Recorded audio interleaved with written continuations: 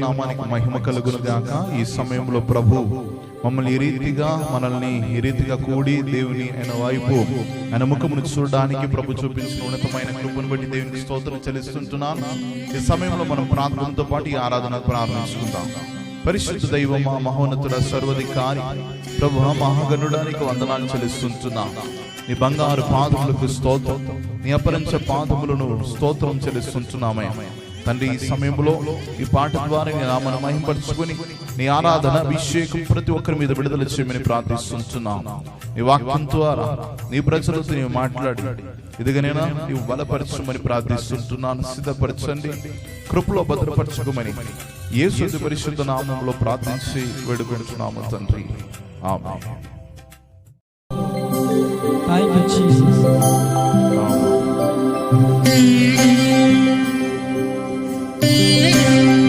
Amen. Thank you, Lord. తండ్రి నీకు స్తోత్రం, నీ అపరంచ పాదములకు స్తోత్రం, నీ ఆరాధనకు పాత్రుడవు నీవే. మహాగణుడవు, మహోన్నతుడవు, పరిశుద్ధ స్థలములోనే నివసించువాడవు.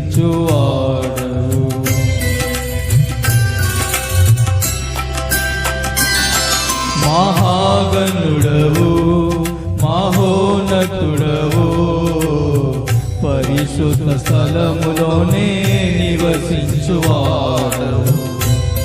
కృపా సత్య సంపూర్ణమై మా మధ్యలో నివసించుట న్యాయమా, నన్ను పరిశుద్ధ పరచుటే నీ ధర్మమా. కృపా సత్య సంపూర్ణమై మా మధ్యలో నివసించుట న్యాయమా, నన్ను పరిశుద్ధ పరచుటే నీ ధర్మమా.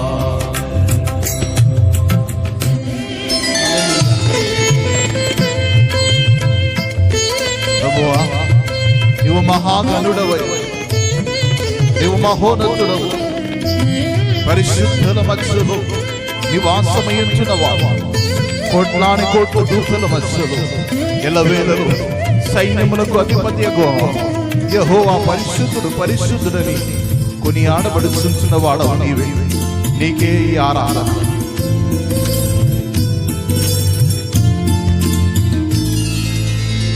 వినయము గలవారిని తగిన సమయములో హెచ్చించువాడవని, వినయము గలవారిని తగిన సమయములో హెచ్చించువాడవని, నీవు వాడు పాత్రనై నేనుండుటకై నిలిచి ఉండును పవిత్రతతో. నీవు వాడు పాత్రనై నేనుండుటకై నిలిచి ఉండును పవిత్రతతో. హల్లెలూయా, యేసయ్యా నీకే స్తోత్రమయ్యా. హల్లెలూయా, యేసయ్యా నీకే స్తోత్రమయ్యా. మహాగణుడవు, మహోన్నతుడవు, పరిశుద్ధ స్థలములోనే నివసించువాడవు. మహాగణుడవు, మహోన్నతుడవు, పరిశుద్ధ స్థలములోనే నివసించువాడవు.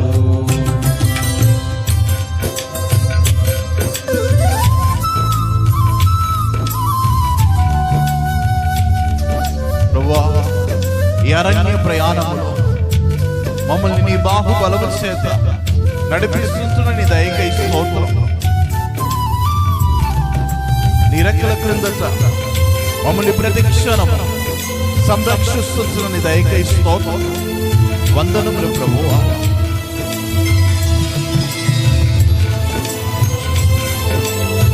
Thank you, Lord.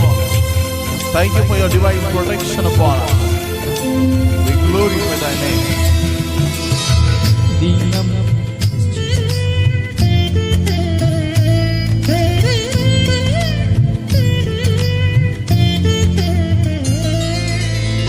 దీన మనసు గలవారికే సమృద్ధిగా కృపను దయచేయువాడవని. దీన మనసు గలవారికే సమృద్ధిగా కృపను దయచేయువాడవని. నీ సముఖములో సజీవ సాక్షినై కాపాడువందును మెలకువతో. నీ సముఖములో సజీవ సాక్షినై కాపాడుకుందును మెలకువతో. హల్లెలూయా యేసయ్యా నీకే స్తోత్రమయ్యా. హల్లెలూయా యేసయ్యా నీకే స్తోత్రమయ్యా. మహాగణుడవు మహోన్నతుడవు పరిశుద్ధ స్థలములోనే నివసించువాడవు. మహాగణుడవు మహోన్నతుడవు పరిశుద్ధ స్థలములోనే నివసించువాడవు. దేవుని నామానికి మహిమ కలుగును గాక. ప్రియమైన దేవుని బిడ్డలారా, ఈరోజు మనము 2 కొరింథీయుల పత్రిక 3వ అధ్యాయము మొదటి 6 వచనములు మనం ధ్యానించబోతున్నాం. కొన్ని విషయాలు ఈ యొక్క వాక్య భాగంలో నుంచి మనం ధ్యానించబోతున్నాం. We are going to meditate today from 2 Corinthians chapter 3 verse 1 to 6. Few things we are going to meditate from this scripture portion, and here we see that it is clearly mentioned in first 3 verses that we are the written epistle of the God. ఇక్కడ మనం చూస్తుంటున్నప్పుడు మొదటి 3 వచనములో మనము ఆత్మ ద్వారా రాయబడిన పత్రికలమై ఉన్నాము అని చెప్పి మనం చూస్తుంటున్నాం. మనము రాయబడిన పత్రికలై ఉంటున్నాము అని చెప్పి మనం చూస్తుంటున్నాం. మరి ఇక్కడ ఈ యొక్క 4, 5, 6 వచనములు మనం చూస్తుంటున్నప్పుడు మరి ధర్మశాస్త్రం అనేది వాక్ అంటే రాయబడిన మాట ఏంటిదంటే, మాట అయితే మనల్ని ఏం చేస్తుందంటే అది చంపివేస్తుంది, కానీ ఆత్మ అయితే మనల్ని జీవింప చేస్తుంది అని మనం చూస్తుంటున్నాం. ఇక్కడ మనము ఈ యొక్క వాక్య భాగంలో మనం చూస్తున్నప్పుడు మరి మనము రాయబడిన పత్రికలమై మనం కనబడుతుంటున్నాం. ప్రియమైన దేవుని బిడ్డలారా, మరి మనం రాయబడిన పత్రికలై కనబడుతుంటున్నాం. మనము అక్షరము చంపును గాని ఆత్మ జీవింప చెయ్యును అని చెప్పి మరి ఈ యొక్క 2 కొరింథీయుల పత్రిక 3వ అధ్యాయము 6వ వచనంలో చూస్తుంటున్నాం. When we look unto మరి 2 Corinthians chapter 3 verse 6, we see the last portion of that scripture portion. We see that who also made us sufficient as a minister of the new covenant, not of the letter but of the spirit, for the letter kills but the spirit gives life. ప్రియమైన దేవుని బిడ్డలారా, ఇక్కడ 2 విషయాలు మనము కొన్ని విషయాలు మనం చూడబోతున్నాము. 2 విషయాలని కొంచెం క్లుప్తంగా మనం చూడబోతున్నాం. మొదటిగా మనం చూస్తున్నప్పుడు మరి మనము రాయబడిన పత్రికలమై కనబడుతుంటున్నాం. 3వ అధ్యాయంలో మనం 3వ వచనంలో మనం చూస్తున్నప్పుడు క్రీస్తు పత్రికలమై ఉన్నాం మనము. ఆమేన్. మనము క్రీస్తు పత్రికలై మనం కనబడుతుంటున్నాం. ప్రియమైన దేవుని బిడ్డలారా, బైబిల్ పరిశుద్ధ గ్రంథములో 4 స్వార్థ భాగములు ఉన్నాయి. మొదటిగా మత్తయి, మార్కు, లూకు మరి యోహాను అని చెప్పి 4 స్వార్థ పుస్తకములు ఉన్నాయి. In the Bible there are 4 gospel books: Matthew, Mark, Luke and John. These 4 gospels it is written in the Bible. It is written by the Holy Spirit God. My dear beloved brothers and sisters, the 5th gospel is you and me. We are written by the Holy Spirit God. In our hearts, the Holy Spirit God has written the 5th epistle, or else the written 5th gospel. We've been written by the Holy Spirit God.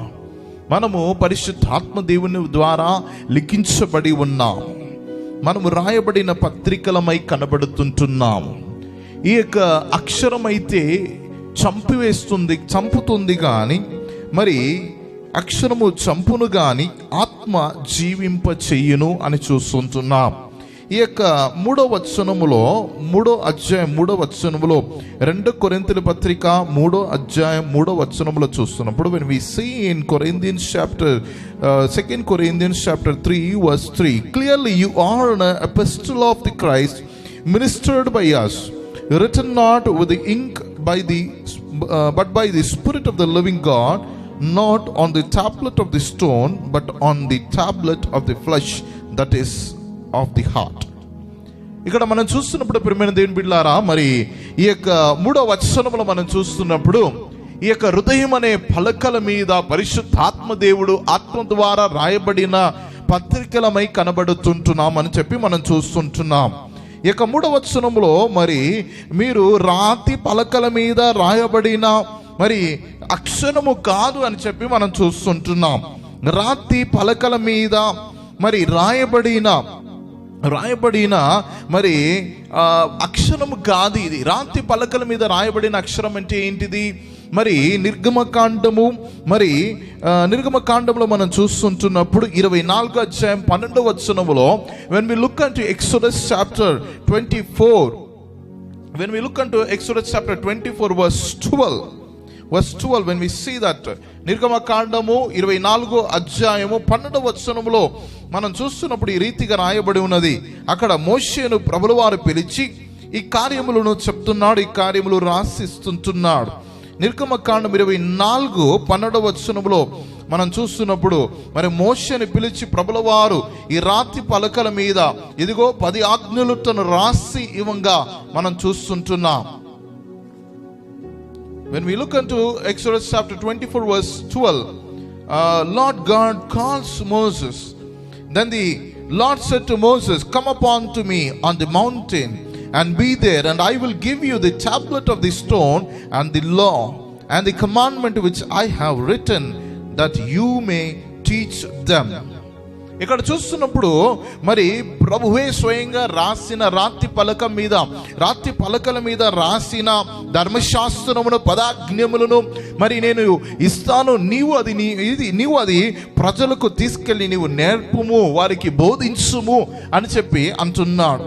ఇక్కడ మనం చూస్తున్నప్పుడు రాతి పలకల మీద రాయబడిన ఆ అక్షరము అంటే ధర్మశాస్త్రము.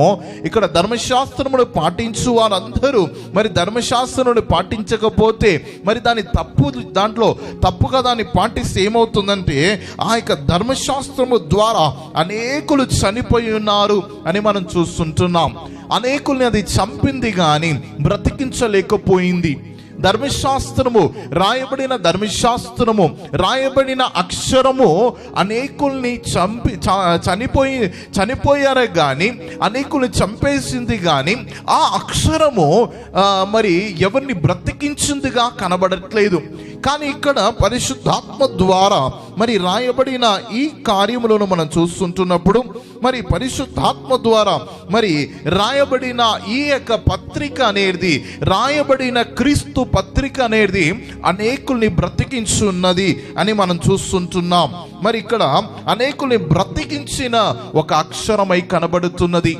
నీవు నేనే మరి అలనాడు మరి ఆ మందస పెట్టెలో 10 ఆజ్ఞలు పెట్టి మరి యోర్దానును దాటుచున్నప్పుడు మందసపును పెట్టెలో మరి రాయబడిన ఆ యొక్క రాతి పలకల మీద రాయబడిన దేవుని వాక్కు, దేవుని యొక్క 10 ఆజ్ఞలు లేకపోతే ధర్మశాస్త్రము దాన్ని ఎత్తుకొని వారు యోర్దానును దాటుతున్నప్పుడు యోర్దాను 2గా చీల్చబడి మార్గమును చూపించింది, మార్గము విడిచిందండి. కానీ అదే సమయములో మరి ఈ యొక్క మందస పెట్టెను ఎత్తుకొని మరి ఎరిగో పట్టణమును వారు తిరిగి వస్తుండగా వారి చుట్టూ చుడుతూ పడుతుండగా ఆ యొక్క ఎరిగో గోడలు బద్దలై కింద పడిపోయిందని మనము చూస్తుంటున్నాము వాక్య భాగములో. ఎరిగో గోడలు, ఆ గోడల మీద 2 గుర్రపు రథములు ఒకే మారు దాని మీద ప్రయాణము చేయగలిగిన వెడల్పు అంత బలమైన ఒక గోడలు. అది అటువంటి గోడలై కింద పడిపోయిందంటే అది దేవుని కార్యం అక్కడ జరిగింది. అట్టి బలమైన కార్యము చేసిన ఈ ఈ యొక్క మందస్సు పెట్ట వీరు ఎక్కడ ఎత్తుకొని వెళ్ళినా కానీ, వీరెక్కడ మోస్తూ వెళ్ళినా కానీ అక్కడ వీరికి జయము కలిగేది, అక్కడ దైవ సాన్నిధ్యము వీరిని ఆవరించేది. వీరు మరి ఈ యొక్క మందస్సు పెట్టని ఎక్కడ ఎత్తుకొని వెళుతారో, ఎక్కడ ఈ యొక్క మందసప్పును తీసుకెళ్తారో అక్కడ దైవ సాన్నిధ్యం వ్యాపించి ఉన్నది, అక్కడ దేవుని మహిమ దిగి వచ్చి ఉన్నదిగా మనం చూస్తున్నాం. ప్రియమైన దేవుని బిడ్డలారా, when we look unto in Exodus, wherever these people they carried the Ark of Covenant, which was having the tablet of 10 commandment and the manna and the Aaron's rod, when they were carrying this Ark of Covenant, wherever they carrying it, they were having victory over it. Victory over in every place, in every situation. When they were about to cross the Jordan, when they stepped into the Jordan river has opened and it has given the way to cross these people. The God's people has crossed over the Jordan. When these people gone across the Jericho, they were carrying this Ark of Covenant and they were praising God. They were just going around this Jericho wall, and this Jericho wall has fallen upside down. It was very strong wall. On that wall, at a time 2 chariots can travel on that wall. Such a wide and strong wall it was. My dear beloved brothers and sisters, wherever this Ark of Covenant was carried away, wherever they carry this Ark of Covenant, they used to have victory in the battle. They used to have the victory in the war. Wherever they take this, carry this Ark of Covenant, there the presence of God will be descended over them. They see the glory of God. They see the protection of God. They see the glory, the Shekinah glory of God. They see there wherever this Ark of Covenant was there. It was so powerful, my dear brothers and sisters. Here the Holy Spirit God is comparing you and me as a written epistle. Our hearts are the tablet which is written by Holy Spirit God, నీవు నీ హృదయము నా హృదయము మరి ఆత్మ చేత రాయబడిన మాంసపు మెత్తటి పలకలై ఉన్నది. హృదయం అనే పలక మీద మరి పరిశుద్ధాత్మ దేవుడు ఆ పత్రికలను రాస్తున్నాడు, వాక్యమును రాస్తున్నాడు, ఈ నూతన నిబంధన పత్రికను రాస్తున్నాడు. ఈ యొక్క హృదయం అనే పలకల మీద రాయబడిన ఈ యొక్క పత్రిక, ఈ యొక్క మందసపు పెట్టనగా నీవు నేను మందస పెట్టమై ఉన్నావు. ఈ యొక్క మందస పెట్టెలో మరి 10 ఆజ్ఞలు, ఆరోనకి దండము, ఆ యొక్క మన్నా, బంగారు పాత్రలో మన్నా, ఈ 3 కార్యములు ఆ మందస పెట్టెలో ఉన్నదండి. ఆ మందస పెట్టెలో మరి ప్రత్యేకంగా ఏంటిదంటే ఈ 10 ఆజ్ఞల పలకలు, రాతి పలకలు ఉన్నాయి. ఆ రాతి పలకలు పెట్టబడిన ఆ దేవుని మందస పెట్టె ఎక్కడల్లా అది బయలుదేరిందో, ఎక్కడల్లా వీరు తీసుకెళ్లారో అక్కడ వీరికి జయము కలిగింది.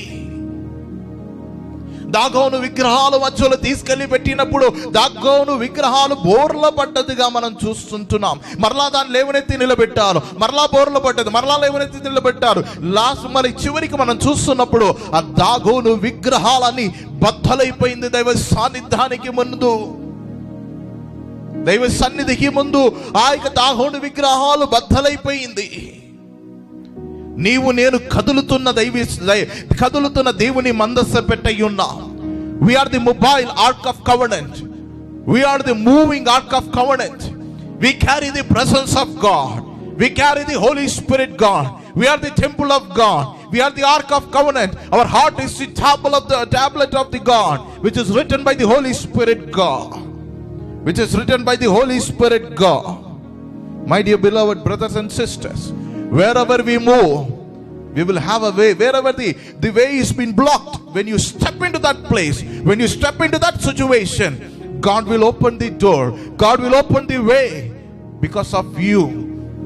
Because you are the temple of the God. And you are the moving Ark of Covenant. In you carry the word of God. నీవు కదులుతున్న మందస పెట్టై ఉన్నావు. దేవుని ఆలయమై ఉన్నావు. నీలో దేవుని ఆత్మ కలిగి ఉన్నావు. నువ్వెక్కడ కదులుతూ ఉంటావు, నీలో దేవుని వాక్కు, నీ హృదయంలో దేవుని వాక్కు ఉన్నంగా, దేవుని వాక్యము ఉంటుండగా, ఆ వాక్యములో నీవు వాక్యము ద్వారా నీవు నడిపించబడుతున్నప్పుడు, నీవు కదులుతున్నప్పుడు, నీ ముందు కనబడుతున్న యోర్దాను మార్గము వదలాల్సిందే. అడ్డుగోడగా నిలబడుతుంటున్న ఇదిగో యోర్దాను అక్కడ చీల్చబడి మార్గము విడిచింది. నీవెక్కడల్లా వెళుతావో అక్కడ జయము కలుగుతుంది. నీ ద్వారా దాన్ని చేస్తాడు ప్రభువు. నీ ద్వారా అది కలుగుతుంది. నువ్వు గ్రహించాలి. నువ్వు కదులుతున్న దేవుని మందస పెట్టని చెప్పి, నూతన నిబంధన కాలం మందస పెట్టని చెప్పి నువ్వు విశ్వసించాలి. దాన్ని నీవు గ్రహించాలి. You are the new covenant. You are the ark of new covenant. నూతన నిబంధన కాలమున యొక్క మందస్సు పెట్టయి ఉన్నా. కీర్తనలు 40వ కీర్తన 8వ వచనములో మనం చూస్తున్నప్పుడు, when we see in Psalms 40 verse 8, 40వ కీర్తన 8వ వచనములో మనం చూస్తున్నప్పుడు, when we see in Psalms 40 verse 8, I delight to do your will, O my God, and your law is within my heart. ప్రభువా, నీ చిత్తమును చేయడానికి నేను తపన పడుతున్నాను, నేను ఇష్టపడుతున్నాను. నా ప్రభువా, నా దేవా, నీ ధర్మశాస్త్రము నా హృదయములో ఉన్నది. Your law is within my heart అని చెప్పి దావీదు కీర్తనకారుడు అంటున్నాడు. నా హృదయములో నీ ధర్మశాస్త్రం ఉన్నది. నీ హృదయములో నా హృదయములో ఈ ధర్మశాస్త్రం ఉంటుండగా నువ్వు ఎక్కడ వెళుతావు? నీ ముందు అడ్డుగోడగా నిలబడుతున్న ఎరిగో గోడల నుంచి కార్యములు ఉన్నా కానీ ముందుకు నువ్వు కదిలి అడుగు వేస్తుండగానే ఈ యొక్క అడ్డుగోడలు తొలగిపోతుంది, అటక్కము తొలగిపోతుంది, జయము నీకు అనుగ్రహిస్తాడు, అపజయము తొలగిపోతుంది నీ జీవితంలో నుంచి. ఈ మందస్సు పెట్ట ఎక్కడ వెళ్ళినా గాని, ఎక్కడ కదిలినా గాని, నీ ముందు నిలబడుతుంటున్నా, నీకు విరోధంగా పోరాడుతున్న విగ్రహపు ఆత్మలు, విగ్రహపు క్రియలు, ఇదిగో ఆ యొక్క దుష్టాత్మిక క్రియలు నిన్ను చూసి అది భయపడుతుంది. నిన్ను చూసి అది బోర్ల పడాల్సిందే, సాష్టాంగముగా బోర్ల పడాల్సిందే. అది బద్దలైపోతుంది నీవు కదులుచుండగానే. వాక్యము చేత నీవు నింపబడుతున్నా కొద్దికి, వాక్యము చేత నీ హృదయమును బదిలపరుస్తున్నా కొద్దికి, నీ హృదయమనే పలుకల మీద దేవుని వాక్యమును రాసి రాసి దాన్ని బదిలపరుస్తున్నా కొద్దికి నీలో దైవ సాన్నిధ్యము దిగి వచ్చి, ఇదిగో దేవుని వాక్యములో ఉంటున్న శక్తి నీవు ముందుకు కదిలి వెలుచుంది కానీ, ఇదిగో నీ ముందు జయమును అనుగ్రహిస్తాడు. అలనాడు మరి ధర్మశాస్త్రము ద్వారా అనేకులు ధర్మశాస్త్రమును పాటించలేకపోయారు గనుక అనేకులు మృతి చెందారండి. అనేకులు మృతి చెందుండగా మనం చూస్తుంటున్నాము. ఒకడు మరి సబాతు దినమును మరి పాటించకపోతే, సబాతు దినమును పాటించకపోతే ఆ వ్యక్తిని అందరూ రాళ్ళెత్తి ఆ వ్యక్తిని చంపివేయాలని చెప్పి ధర్మశాస్త్రం అంటున్నది. ధర్మశాస్త్రం అంటున్నది. If one person is not attending the Sabbath, if he is not practicing the Sabbath day, everyone should come unto him and he should be stoned and he should be put to death. Stoned and put to death. My dear beloved brothers and sisters, what is this laws then? ఈ ధర్మశాస్త్రం ఏం చేసి ఉన్నదని చెప్పి మనము గలాతీ పత్రిక 3వ అధ్యాయం 10వ వచనంలో మనం చూస్తున్నప్పుడు, for as many as are of the work of the law are under the curse. ధర్మశాస్త్రం క్రింద ఉంచిన వారందరూ శాపగ్రస్తులయ్యారు.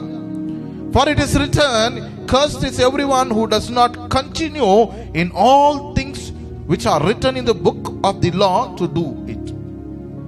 అంటే ధర్మశాస్త్రంలో రాయబడిన విషయాల్లో మరి తదుపరి ఎడతెగక దాన్ని పాటించని వాడు శపించబడతాడు అని చెప్పి రాయబడి ఉంది. దాన్ని చెయ్యకపోతే శపించబడతారు. కానీ ఇక్కడ మనం చూస్తున్నప్పుడు నూతన నిబంధన కాలంలో మనం చూస్తున్నప్పుడు మరి అవి చేయాలి ఇవి చేయాలి అని చెప్పి లేదు. కానీ నీవు విశ్వాసము ద్వారా బ్రతుకుతావని చెప్పి రాయబడి ఉంది. అదే వాక్య భాగములో గలాతీ పత్రిక 3వ అధ్యాయములో మనం చూస్తున్నప్పుడు, గలాతీ పత్రిక గలేషియన్స్ చాప్టర్ 3 verse 11, మరి 11వ వచనంలో మనం చూస్తున్నప్పుడు, when we see in chapter 3 verse 11, Galatians chapter 3 verse 11, but that no one is justified by the law in the sight of the God in the evidence, for the just shall live by faith. And yet the law is not of faith, but the man who does them shall live by them. Amen. Christ has redeemed us from the curse of the law, having become a curse for us. For it is written, cursed is everyone who hang on the tree. ప్రియమైన బిడ్డలారా, మరి ఇక్కడ రాయబడిన వాక్య భాగంలో చూస్తున్నప్పుడు, ఇదిగో విశ్వసించువాడు బ్రతుకును అని చెప్పి రాయబడి ఉంది. మరి విశ్వసించిన వాడు బ్రతుకును అని చెప్పి, just shall live by faith. యథార్థం కలిగిన మనిషి అంటే నీతిమంతుడు విశ్వాసం ద్వారా బ్రతుకును అని చెప్పి రాయబడింది. గలాతీ పత్రిక 3వ అధ్యాయం 11వ వచనంలో నీతిమంతుడు మరి విశ్వాసం ద్వారా బ్రతుకును అంటే ఏమని విశ్వసించాలి? యేసు ప్రభు నా కొరకు శిలువ మీద చనిపోయాడు, ఆయన రక్తము ద్వారా నా పాపము కడగబడ్డది, ఆయన మరణ పునరుద్ధానమును మనం విశ్వసిస్తున్నప్పుడు మనం బ్రతుకుతాము. ఎందుకంటే బ్రతికించేది ఇదిగో వాక్కు కాదు కానీ ఆత్మ. పరిశుద్ధాత్మ దేవుడే మనల్ని బ్రతికించుచున్నాడు. యేసు రక్తమే మనల్ని బ్రతికించుచున్నది. యేసు రక్తము చేత ఎంతమంది కడగబడుతారో, ఎంతమంది వారి పాపమును యేసు నామములో ఒప్పుకుంటారో, వారి పాపములు క్షమించబడి, వారి పాపము కడగబడి, శాపములో నుంచి తొలగించబడి, వాళ్ళు ధర్మశాస్త్రం అనే కాడి విరగొట్టబడి, వారు కృప అనే కాడి క్రింద వచ్చి వాళ్ళు రక్షింపబడతారు. నీవు నేను ఈ ధర్మశాస్త్రము క్రింద లేము, కానీ యేసుక్రీస్తు ద్వారా, కృప ద్వారా, అంటే విశ్వాసము ద్వారా మనం రక్షింపబడుతున్నాము. నీతిమంతుడు విశ్వాసము ద్వారా రక్షింపబడును. నీతిమంతుడు విశ్వాసము ద్వారా ఆయన జీవించును. The just shall live by faith. The just shall live by faith. Yet the law is not of faith, but the man who does not do them shall live by them. నీవు నేను ధర్మశాస్త్రమును పాటించే వారమై కాము. మనము ధర్మశాస్త్రం క్రింద ఏమాత్రము లేమండి. మనము దేవుని యేసుక్రీస్తు కృప ద్వారా రక్షింపబడి, ఆత్మ ద్వారా పాపమును ఒప్పింపజేసేది పరిశుద్ధాత్మ దేవుడు. మనకు బలహీనతలందు మనం ఎలా యుక్తముగా ప్రార్థన చేయాలని తెలియని సమయంలో పరిశుద్ధాత్మ దేవుడు మనలో నుంచి మాట శక్తించుడు కానీ మున్గులతో మన కొరకు ప్రార్థన చేయవాడై కనబడుతున్నాడు. నీవు నేను బ్రతికేది, నీవు నేను జీవించేది ఆత్మ ద్వారా మనం జీవిస్తున్నాము. అక్షరము మనిషిని చంపును గాని ఆత్మ అయితే జీవింప చేయనని చెప్పి మనం చూస్తుంటున్నాము. 2 కొరింథీయుల పత్రిక 3వ అధ్యాయము 6వ వచనములో చివరి భాగంలో చూస్తున్నప్పుడు, అయితే అక్షరము చంపును గాని ఆత్మ బ్రతికించును, జీవింప చేయును.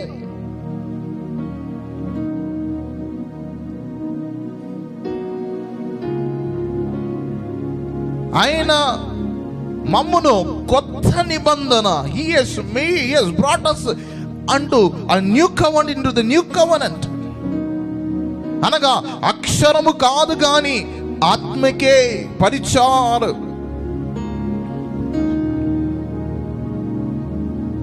పరిచారకములమై అవుటకు మాకు సామర్థ్యము కలిగి చేయించున్నాడు. అక్షరము చంపిన గాని ఆత్మ జీవింప చేయును. Amen. The Spirit gives life, the letter kills. The law of God, whoever does not follow the law of God, they shall put to the death. But whoever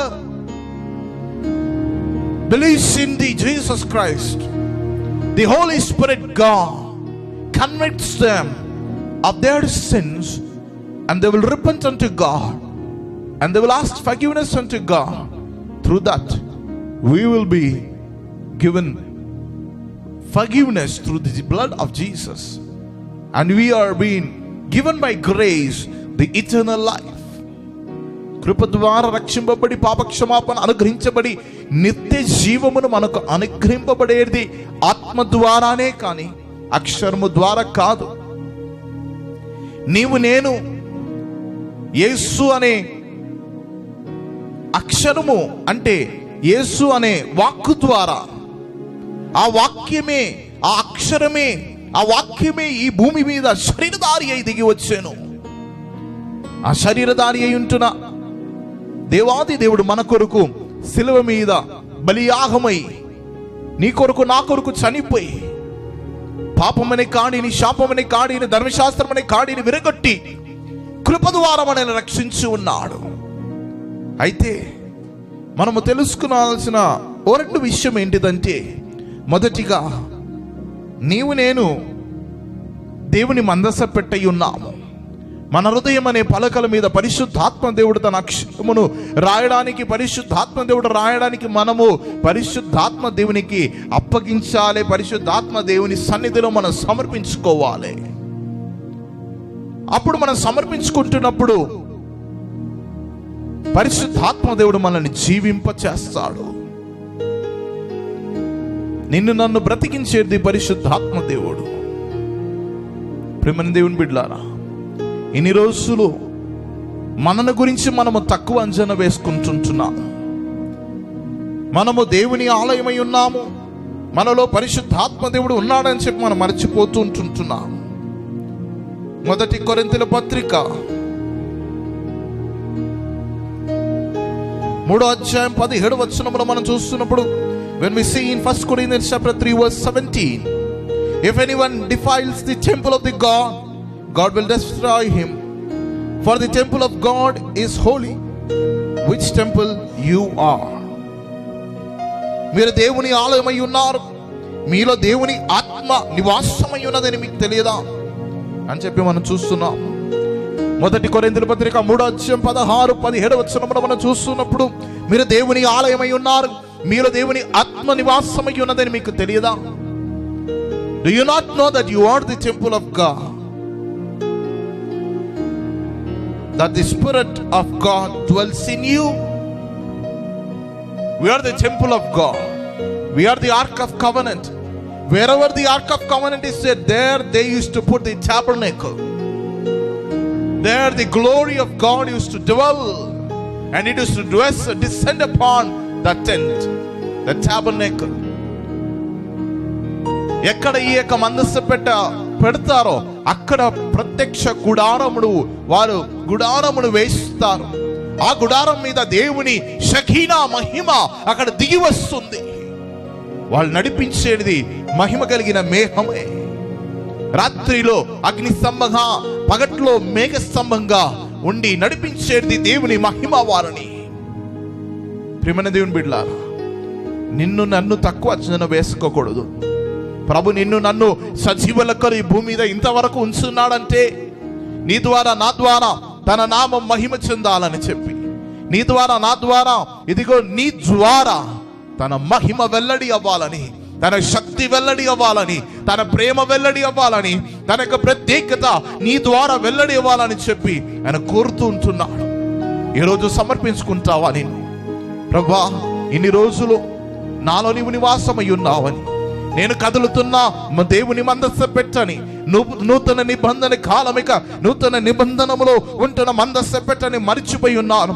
ఈరోజు నాతో కూడా మాట్లాడిన విధానంకై స్తోత్రం అని చెప్పి కృతజ్ఞతాపూర్వకంగా దేవుని సన్నిధిలో మనల్ని సమర్పించుకుందాం, ప్రార్థన చేస్తాం. పరిశుద్ధ దైవం, నీకు వందనాలు చెల్లిస్తున్నాం. కృప కలిగిన దేవా, ఇంతవరకు ప్రభువా ఈ వాక్యం ద్వారా నీ ప్రజలతో నీవు మాట్లాడినావు, నీకు స్తోత్రం.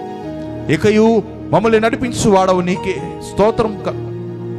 ప్రభువా, ఇంతవరకు గ్రహించనే ప్రతి ఒక్కరిని వారు కదులుతున్న మందస్సు పెట్టని దేవుని ఆలయం అని చెప్పి, వారి ద్వారా దేవుని మహిమ వెల్లడివ్వాలని చెప్పి, వారి ద్వారా దేవుని కార్యములు ప్రత్యక్షం అవ్వాలని చెప్పి, జయము ద్వారాని వీరి ద్వారాని జయమును అనుగ్రహించబోతున్నామని చెప్పి నీ ప్రజలతో నీవు మాట్లాడిన విధానానికి ఈ స్తోత్రం. మమ్మల్ని ఒకసారి నీ యొక్క రక్తం ద్వారా కడిగి పవిత్రపరిచి మమ్మల్ని ప్రతిష్ఠించమని ప్రార్థిస్తున్నామయ్యా తండ్రి. ఇంతవరకు తొలగిపోయినా, మెట్టిలినా, ఎదుగనైనా, తట్టిల్లినా కార్యములని తొలగిపోయి నీ దైవ సాన్నిధ్యం ద్వారా, కృప ద్వారా మమ్మల్ని ప్రభా నూతన పరచండి అయ్యా, సంపూర్ణపరచండి అయ్యా, సంపూర్ణపరచండి అయ్యా, కృపలో భద్రపరచుకోండి. యేసు పరిశుద్ధ నామములో ప్రార్థించి వేడుకుంటున్నాము తండ్రి, ఆమేన్.